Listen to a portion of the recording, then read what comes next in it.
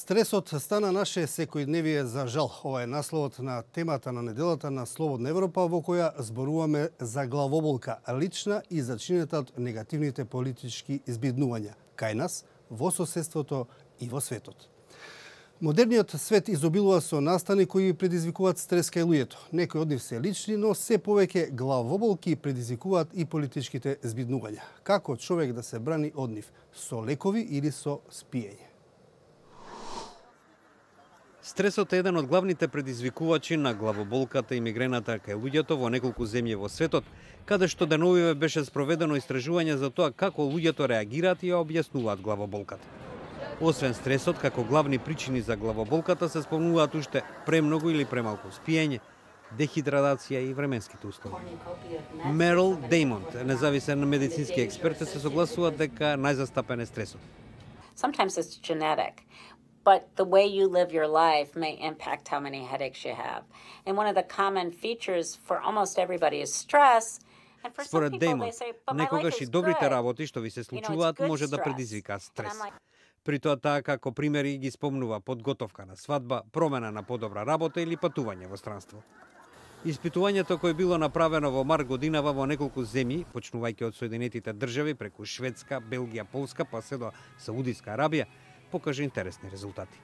Во Финска најмалку луѓе, само 10% одговориле дека страдаат од мигрена.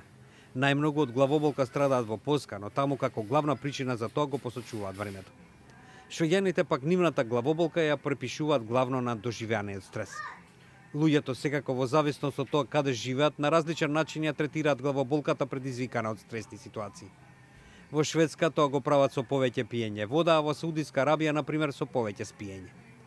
Скот Јаковино, менаџер во една фирма која произведува лек против главоболка, вели дека луѓето сами треба да најдат најдобар начин како да ги контролираат главоболката и стресот. Every person experiences symptoms differently, and every person has a different treatment regimen. So we encourage people to talk with their doctors and come up with the regimen that works right for them. Во секој случај, како што вели Јаковино, стресот и главоболката, која ја предизвикува, се одразува негативно врз здравјето на луѓето и може да предизвикаат и други проблеми. Тој додава дека лековите против болка што се даваат без рецепт се важни во спречувањето на губењето на времето кое го минуваме со главоболка. А во Македонија, она личното е одамно тесно поврзано со политичко-безбедносните збиднувања. Човекот е политичко битие, а стресот посебно се зголемува кога се губи верба во општеството, во институциите и во државата.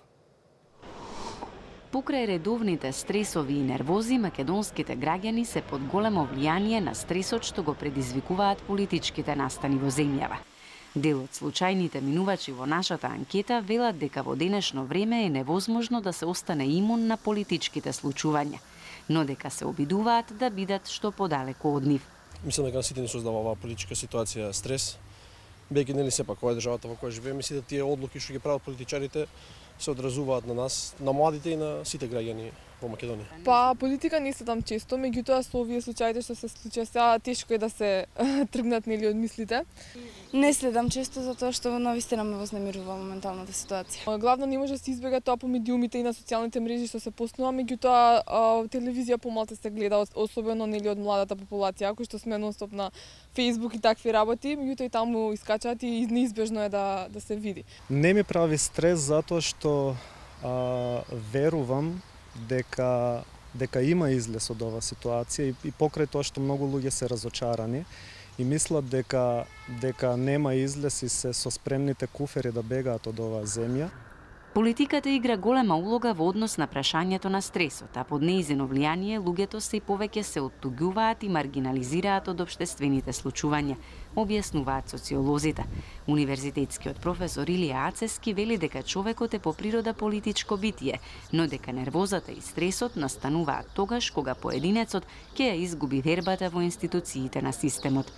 Секој поединец носи еден свој белек, односно на своја карактеристика, која што, да речеме, на некои луѓе не делува толку оваа ситуација, они се заштитени на некој начин, слабо гледаат телевизија, тоа го релативизираат и во таа смисла, но еден добар дел тоа страшно удира во нивниот како би рекол, нивната стабилност во една психолошка, па и во една социолошка смисла, не Знаете, човек кога е нервозен, кога во другиот гледа некако непријател, ако припаѓа некоја друга опција, тоа го создава. Партиите кај нас повеќе или помалку нам, зборам за Македонија, не претворат некого во клиенти.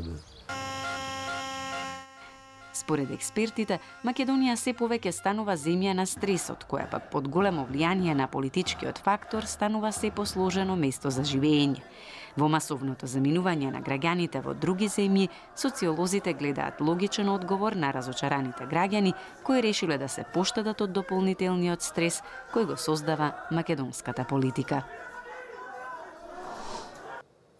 Ако можете, секирајте се помалку. Тоа беше се во ова издание на темата на неделата на Радио Слободна Европа, во кое се осврнавме на стресот, една од така наречените модерни болести, за чиј интензитет немалку придонесува политиката. Следете не на slobodnaevropa.mk и нашите социјални мрежи. До гледање.